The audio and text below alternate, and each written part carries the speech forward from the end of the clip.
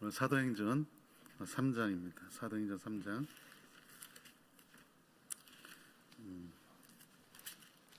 1절에서 10절 말씀까지. 사실은 히브리서 말씀을 준비를 했었습니다. 준비를 해놓고 부탁하신 그 말씀의 내용들을 목사님이 그만 생각하니까 좀 바꿔야겠다는 생각을 했습니다. 그래서 또 다시 준비를 했습니다. 그래서 오늘의 말씀을 이제 준비를 했는데, 사실은 이 3장은 3장과 4장과 같이 다 읽어야 됩니다. 하나의 이 말씀이 계속 이어지는 스토리입니다. 여러분, 시간 관계상 이렇게 짧게만 이제 읽었습니다.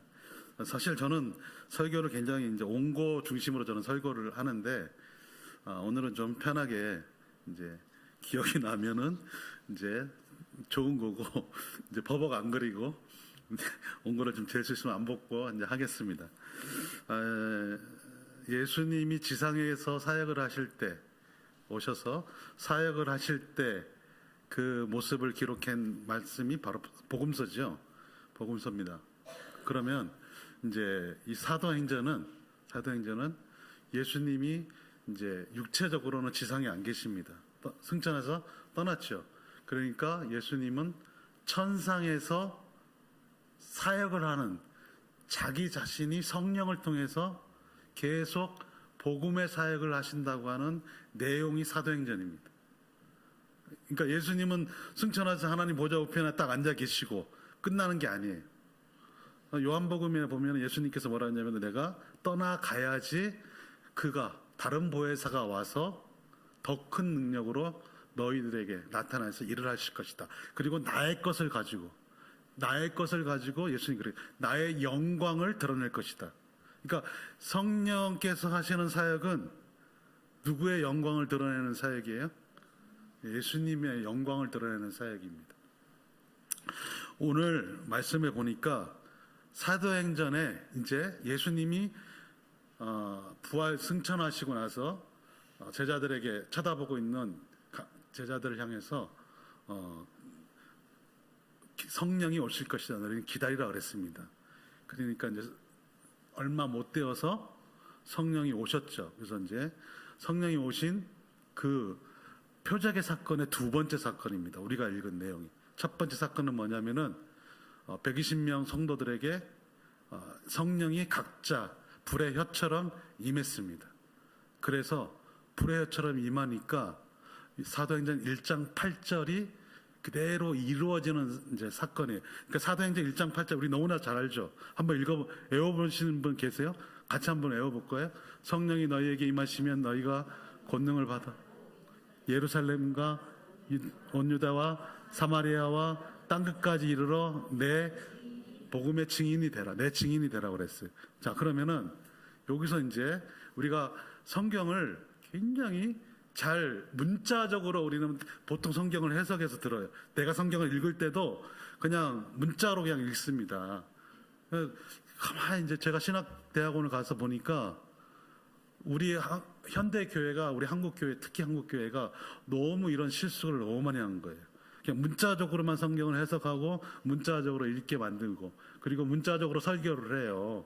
그런 식으로 그러니까 나타나는 표면적인 것들만 가지고 설교를 하는 거죠. 그런 식으로. 근데 이면적인 것들을 우리는 굉장히 연구를 해야 되고 알고 배워야 됩니다.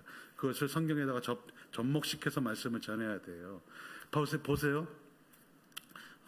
시간이 35분 정도밖에 안 되는데, 얼마나, 사실은 이거 A4 8장인데, 빨리 말을 하겠습니다. 여러분들한테 진리를 전하기 위해서. 이스라엘하고 우리나라는 문화적으로 다르죠. 다릅니다.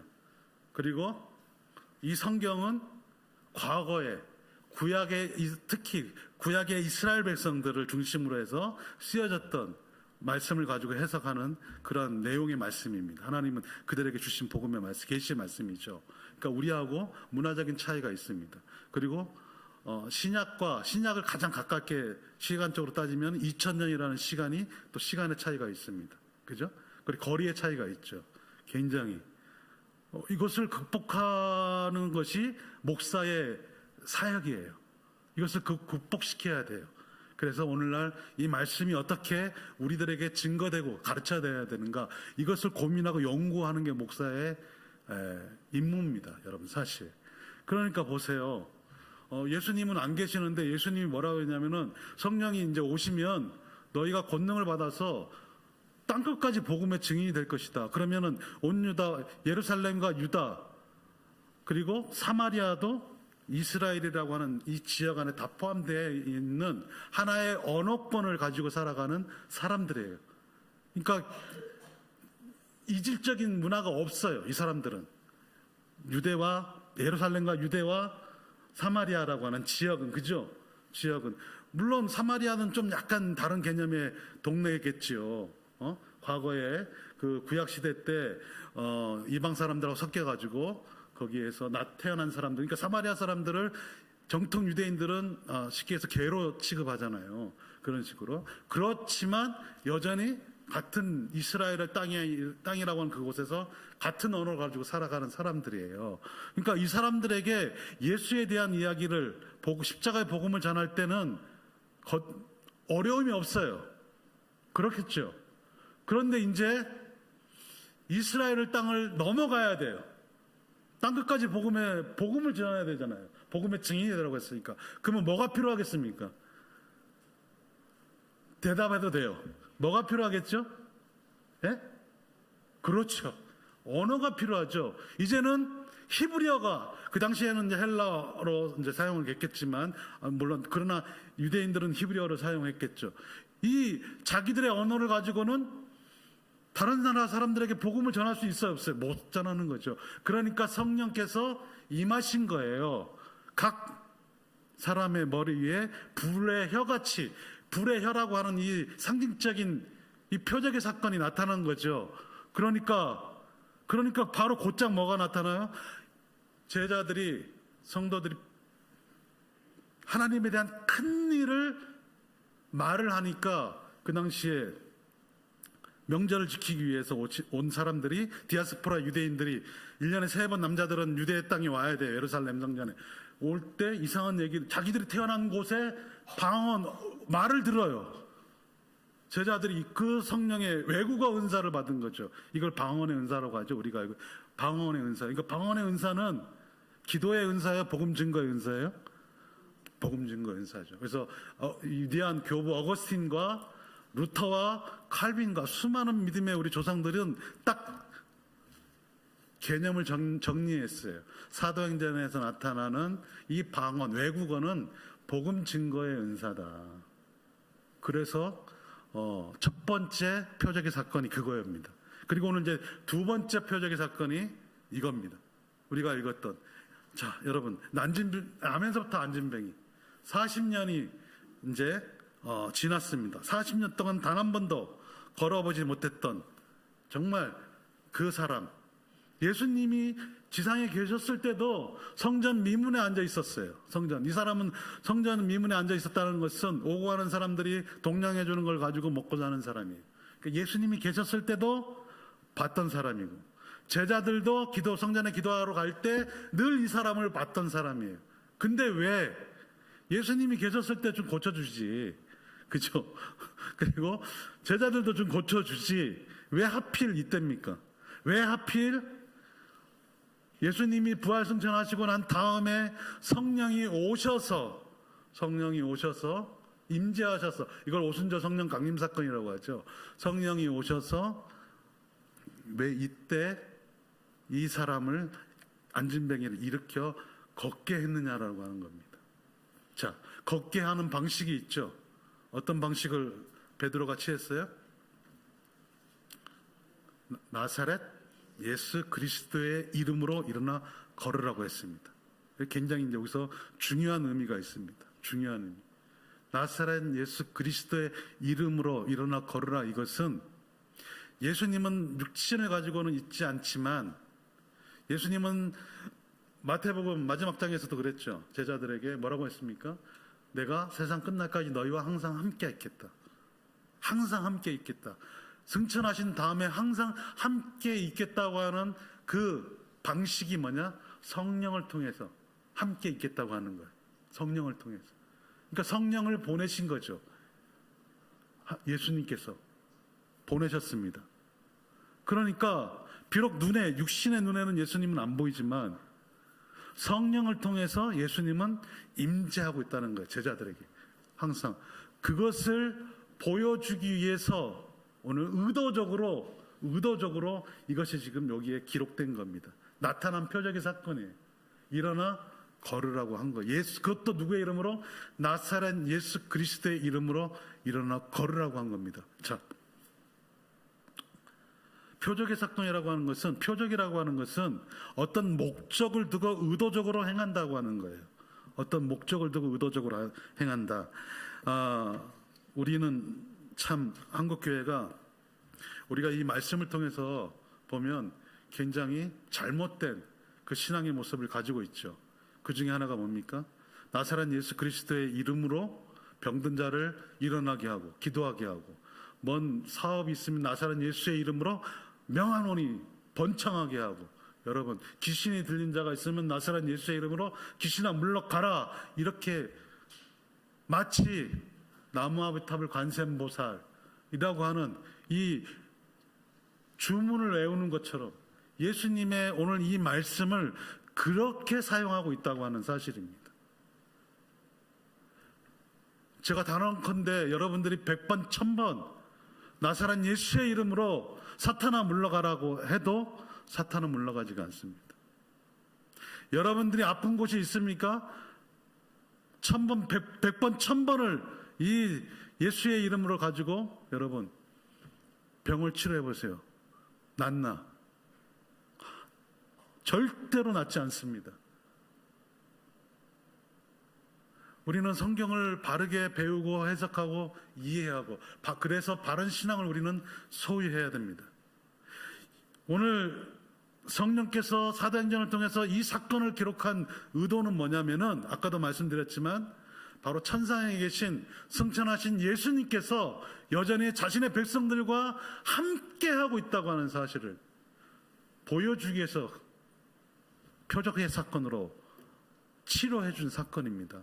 여러분, 만약에 우리가 이 나사렛 예수 그리스도의 이름을 가지고 병든 자를 고치게 하고 사업이 잘 되게 하고 그리고 귀신을 내어 쫓는 이러한 일들을 한다면 우리의 신앙은, 기독교 신앙은 전부 다 무너집니다. 왜 그렇습니까? 성경은 하나님의 말씀이죠. 성경을 통해서 진리의 말씀을 들으려고 하지가 않겠죠. 교리에 대해서 쉽게 값어치가 없게 여기겠죠. 그리고 왜 성경을 읽고 기도를 성도들이 해야 됩니까? 그런 일들은 여러분 나타나지가 않는 거죠. 왜? 나사렛 예수의 이름으로, 이 만능의 이름으로 모든 것들을 다 해결한다면 우리가 하나님의 말씀을 들을 이유가 없는 거죠. 그래서 이 나사렛 예수 그리스도의 이름으로라고 하는 이것은 우리 기독교인들의 신앙에 모범이 될 수가 없어요. 병을 낫게 하고 사업이 잘 되게 하고 귀신을 치료하는 그런 모범으로 사용될 수 없다라고 하는 사실입니다. 이해가 좀 되시죠? 예수님께서 사탄이 예수님을 시험했습니다. 그렇죠? 예수님을 시험했죠. 예수님이 사역을 하시기 직전에 사탄이 시험을 합니다. 여러분, 그때 예수님께서 마귀를 물리치실 때 사탄에게 어떻게 했습니까? 사탄아, 내가 내 이름으로 명하노니 너 물러가라, 이렇게 말씀 안 했습니다. 한번 찾아볼까요? 마태복음 4장 3절에서 10절 말씀입니다.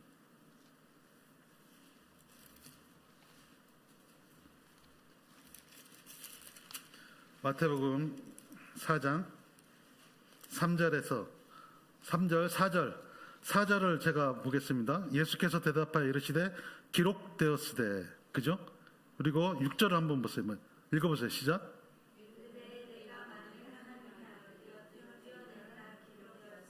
자, 거기까지. 그리고 7절에 또 읽어보세요. 시작. 예, 됐습니다. 그리고 10절에서 또 한 번 읽어보세요. 시작.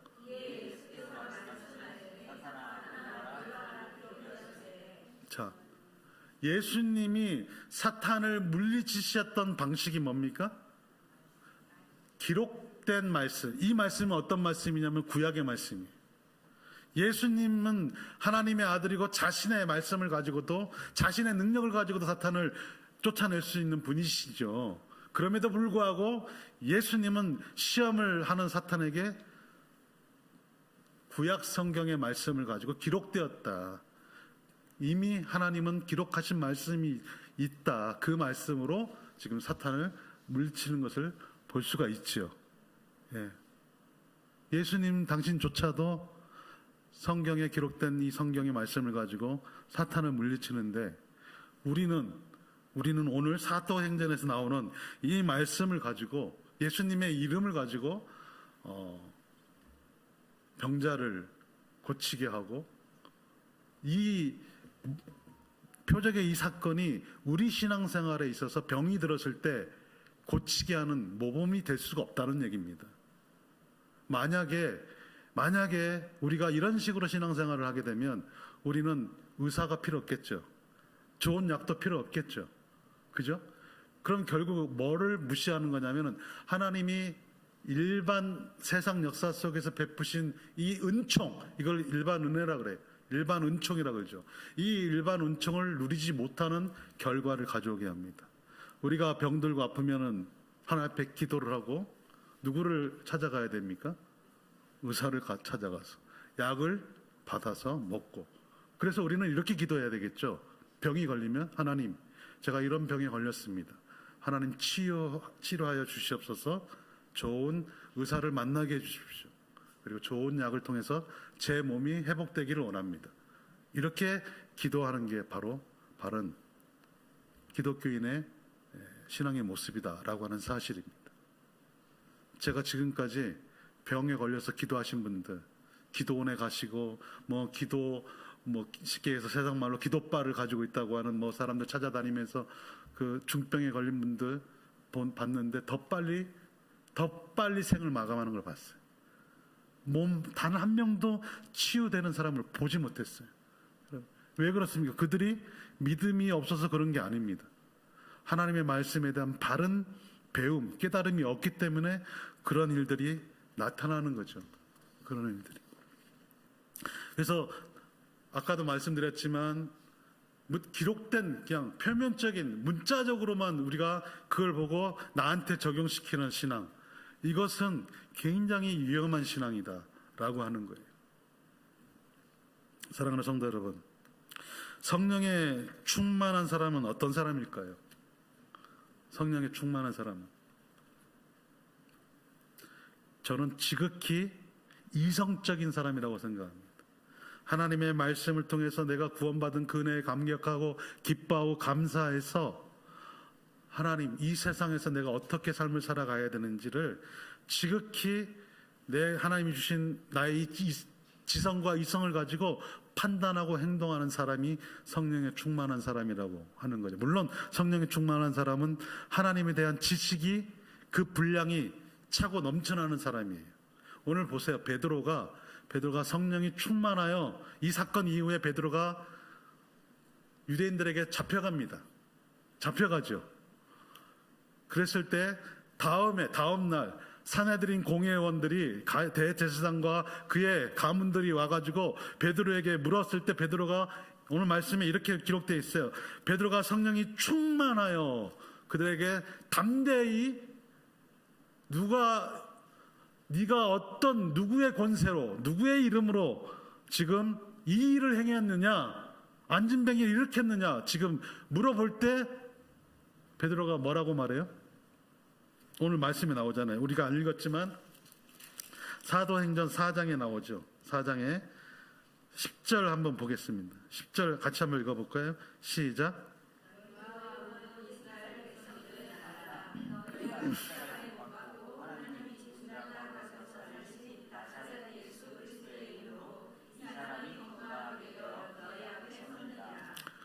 베드로가 성령이 충만하여 지금 이 말씀을 담대하게 선포를 하죠. 나사렛, 너희들이 죽였던 나사렛 예수 그리스도 그분의 이름으로 이 사람이 일어났다라는 거예요.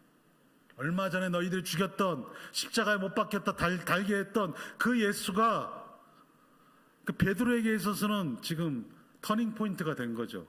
물론 그가 하나님 아버지의 은혜로 예수님에 대한 신앙 고백, 주는 그리스도시요 살아계신 하나님의 아들입니다라고 고백했지만 여전히 제자들에게는 예수는 탁월한 선지자 중에 한 분으로 그렇게 인식되어 있었던 거죠. 그런데 성령께서 오순절날 강림한 이후에 제자들과 성도들은 전부 다 예수 그리스도가 하나님이며 하나님의 아들이고 지금도 살아계셔서 천상에서 자신의 일을 성령을 통해서 계속하고 계신다라고 하는 것을 알고 있었다고 하는 사실입니다. 이게 성령에 충만한 사람의 모습이에요. 그 성령에 충만한 사람은 진리를 사모하게 되는 거죠. 진리를 사모하게 되고 그 진리를 가지고 어떻게 내가 판단하고, 성경에 보면 신약 성경의 사도들은 뭐라고 서신서에 생각해봐라, 생각해보라는 말이 많이 나옵니다. 생각해봐라, 하나님이 기뻐하는 일을 한번 찾아봐라, 이런 식으로 합니다. 여러분, 그래서 성령에 충만한 사람은 교회 안에서 무례하지가 않죠. 그죠? 성령에 충만한 사람은 세상 불신자들을 마귀로 여기지 않습니다. 성령에 충만한 사람은 오히려 세상 속에서 그 믿지 않는 사람들을 사랑하고 섬겨요. 성령에 충만한 사람들, 인격을 존중하게 여겨야죠. 성령에 충만한 사람은. 근데 왜곡된 이 성령 운동하는 사람들의 특징이 뭡니까? 바로 나 혼자 최고라고 하는 생각, 굉장히 영적인 교만이 쌓여 있는 거죠. 자, 그럼 물어볼게요. 왜 하나님은 성령의 은사, 왜 성령의 충만함을 성도들에게 주십니까? 나 혼자 성령에 충만하고 나 혼자 성령의 은사를 많이 받았어요. 무슨 유익이 있을까요? 유익이 없죠. 나 혼자.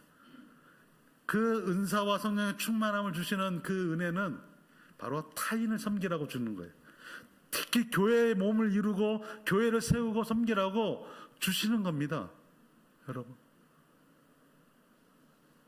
우리 70년 80년대 한국교회가 기도원에 가서 막 기도하러 권사 나이 드신 분들 막 쫓아다니면서 성령의 은사 주시옵소서 불러 막 북치고 막 그렇게 했잖아요. 여러분, 성령의 은사를 그렇게 받는 게 아니죠. 성령의 충만을 그렇게 받는 게 아니죠. 성령의 충만을 바로 진리의 충만한 분량이 넘치는 걸 말해요. 하나님이 무엇을 우리에게 원하시는가, 그것을 깨닫는 거죠. 그래서 남편은 가정에서 가족을 잘 부양하고, 아내는 남편을 사랑하고 섬기고. 저는 부부 교육자 시대 때부터 저는 설교를 할 때 그랬어요. 담임 목사님 아마 기분이 상당히 안 좋았을지도 몰라요. 저는 올라가서 특히 여자 우리 권사님들 집사님들한테 그랬어요. 강단에 서 있는 목사를 존경한다고 하는 말을 하지 마세요. 가정에서 불신자를 할지라도 여러분의 남편을 먼저 존경하세요.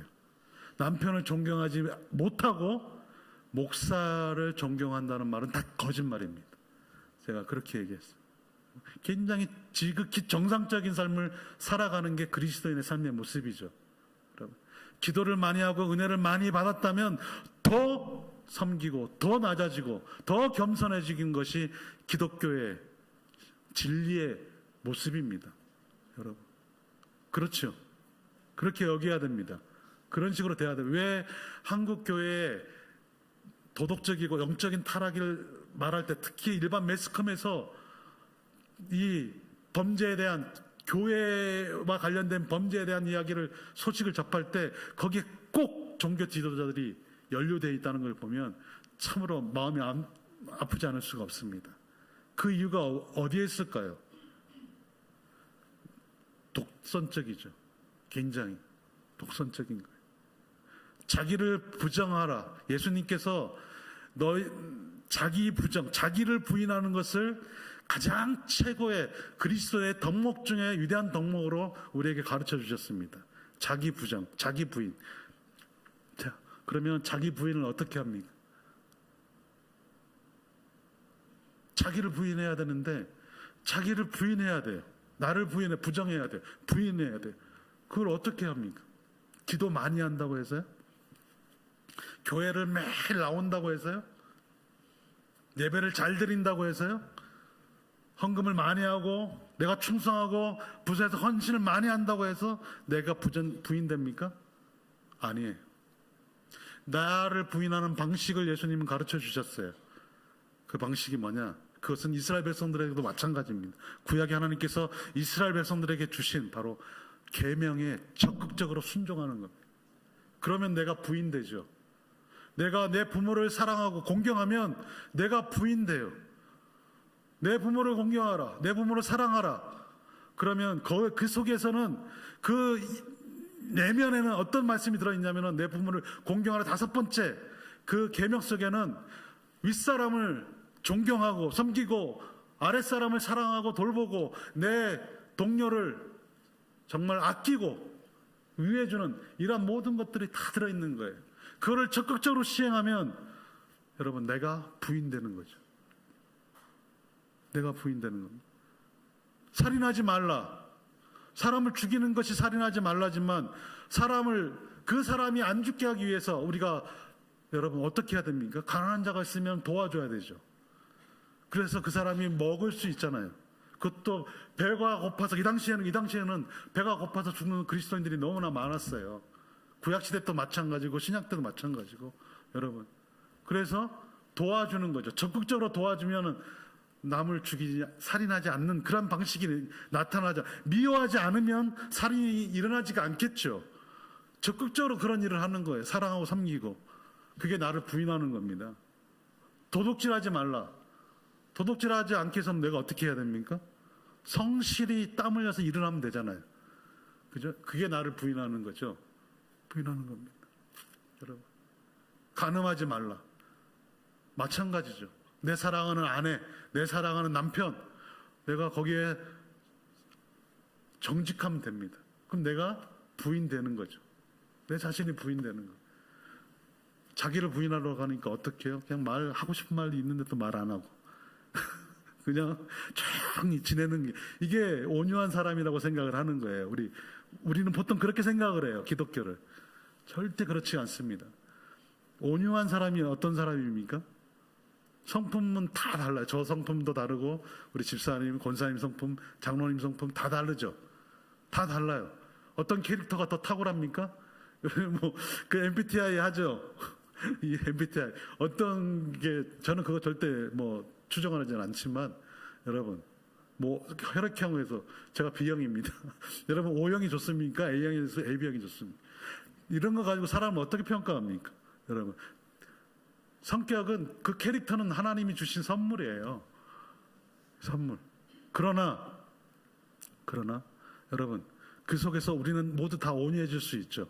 어떻게 온유하는 것은 예수님께서 온유한 자는 땅을 기업으로 받는다고 했습니다.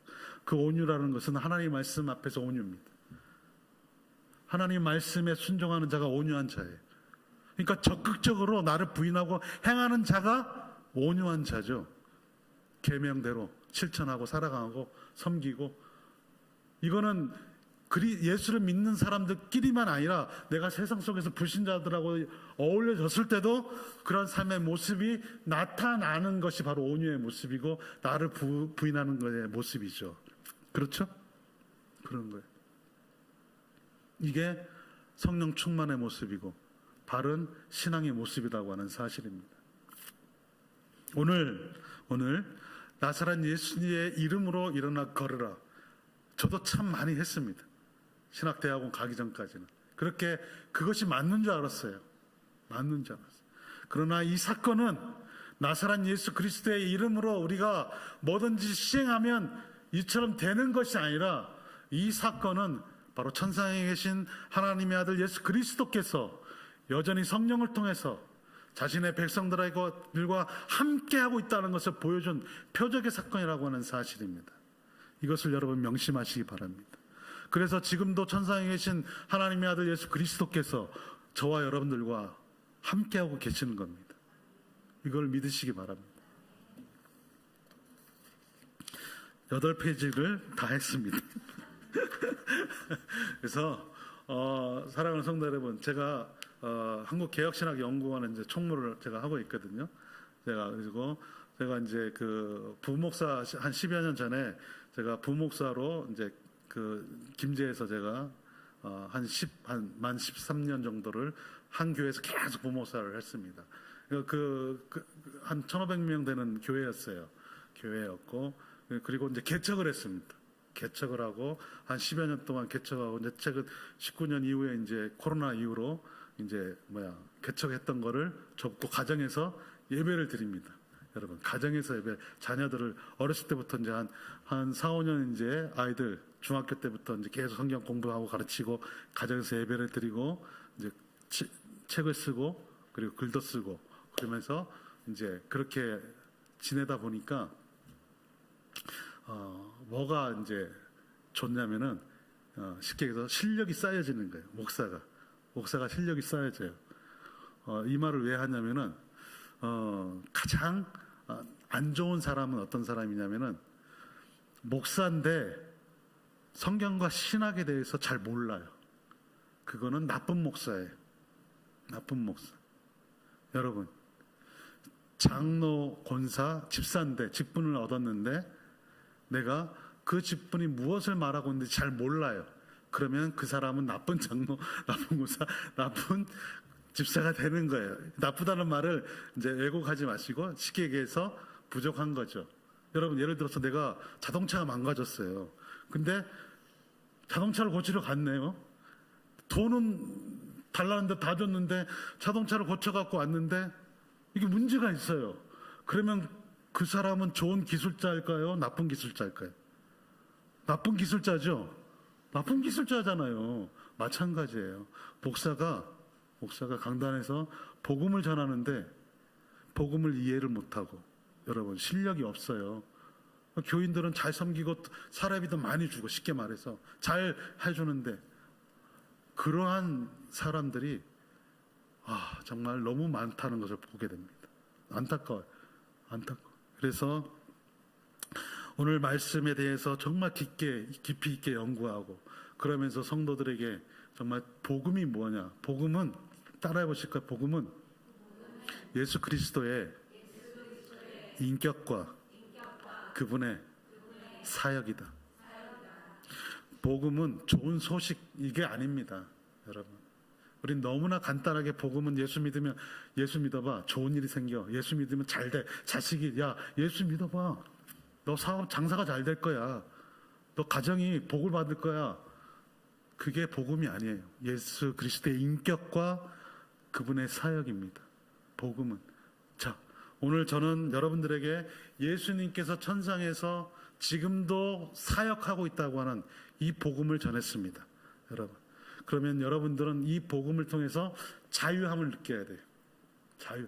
뭘 해라, 뭘 하지 마라, 이것을 규정시켜주는 것이 아니라 교회는 그 복음을 들으면 내가 주의 몸된 교회를 섬겨야겠다고 하는 이 당위성이 자발적으로 일어나는 것이 복음의 능력입니다. 복음의 능력이에요. 여러분. 그래서 좋은 목사는 우리 허윤 목사님이 저희 같이 이제 공부하거든요. 굉장히 젊은데 그래도 진리에 대해서 굉장히 이렇게 사모함이 많으세요.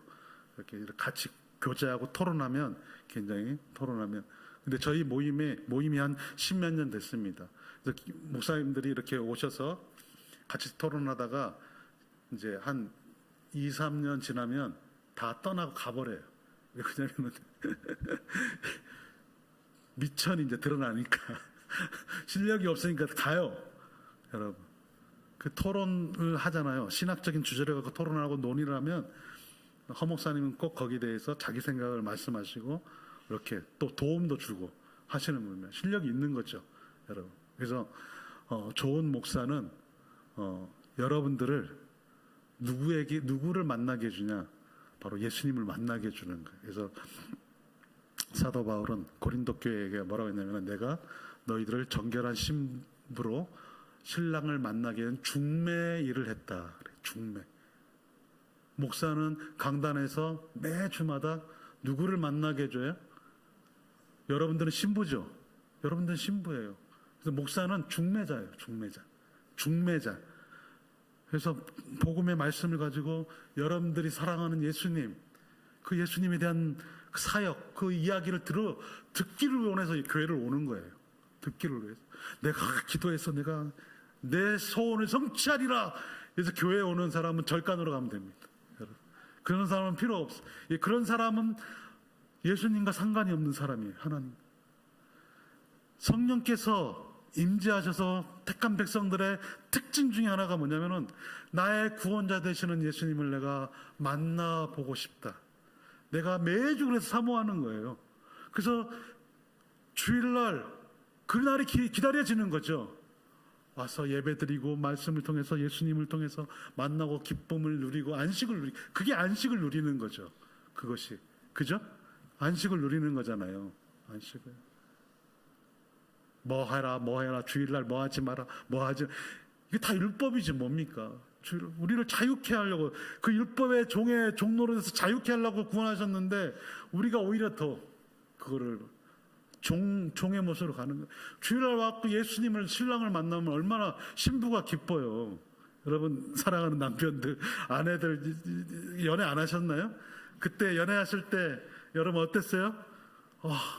막 연애 편지도 막 쓰고 그랬죠. 저도 우리 처가 그래, 아내가 그때는 참 그 시인이었대요. 제가 연애할 때 했으면. 근데 지금은 어때요? 지금은 이제 동지죠, 동지. 의리로 같이 살고 있고, 여러분 그냥 그런 편안한, 정말 너무 감사한 아내인데, 여러분 그 아내를 보기를 위해서, 내 사랑하는 아내, 그러니까 여러분 우리는 다, 저도 신랑을 만나기 위해서 예수님이라고 하는 그 이름만 딱 우리가 생각만 해도 뜨거워지지 않습니까? 뜨거워지죠. 예수님. 그래서 우리 기독교는 예수님 한 분이면 충분한 기독교입니다. 충분한 기독교. 여러분, 제가 지금 한 2달 반 정도, 다음 주까지 전주 북문교회에서 30분까지라고 하니까 한 7분 남아. 전주 북문교회에서 지금 담임 목사님이 안 계셔가지고 당회에서 저한테 설교를 부탁했어요. 2달 반 동안. 그래서 이제 다음 주면 이제 담임 목사님이 안 뽑아주면 또 부탁할지는 모르겠는데 설교를 하고 있어요. 여러분, 제가 가정에서 예배를 드리다가 딱 거기 가니까 찬양대도 진짜 많잖아요. 파이프 오르간에서 딱 나오고 좋고, 그리고 성도들도 뭐 한 400명 1부 2부 다 해갖고 예배 드리고, 여러분 하나님이 그 진짜 예배 드리는 맛이 쫙 나잖아요. 그죠? 자, 오늘 북문교회에 하나님이, 성령께서 임재하시고 하나님의 교회입니다. 여러분 북문교회가요 1953년도에 진리 때문에 33분이 나왔어요. 금암교회라고 하는 기장측에서, 그때 1953년에 어떤 일이 있었냐면은 조선신학교에서, 쉽게 해서 우리 평양신학교에서 가르쳤던 교수들이 동정녀 마리아를 부인하고, 성경의 무호성을 부인하고, 부활을 부인하고, 여러분 천국을 부인하고, 이런 것을 가르치는, 그것을 받아들인 거예요, 기장이. 그때 그분들이 33분이 나와가지고 세운 교회가 북문교회입니다. 대단한 교회죠. 그래서 자부심을 가지라 그랬어요. 와, 진리 때문에 교회가 세워져. 얼마나, 여러분. 근데 여러분 생각해보세요. 인간적인 눈으로 보면 어디에 하나님의 임재가 있을까? 저희 4명이 드리는, 가정에서 드리는 교회 예배하고, 한 400~500명 되는 교회 예배하고, 여러분 어디에 하나님의 임재가 있을 것 같아요? 똑같이 있죠. 똑같이 있는 거예요. 여러분 우리 다원학 교회가 좀 제가 알아요. 좀 가슴 아픈 이야기를 좀 알고 있습니다. 여러분, 사람이 많다고 해서 여러분 하나님이 더 축복하시는 게 아니에요. 여러분, 정말 진리를 사모하고 예수님 한 분이면 정말 감사하고 기뻐하는 사람들이 모인다면 그곳에 성령의 임재가 있고 그곳에 하나님이 기뻐하시는 놀라운 역사가 일어나는 겁니다. 우리 다월학 교회가 이러한 정말 오늘 말씀처럼 진리를 알아가는 베드로처럼 깨닫고 알아서 성령에 충만한 그러한 성도들이 많이 정말 온전히 서가는 그러한 교회가 되기를 주의 이름으로 축복합니다.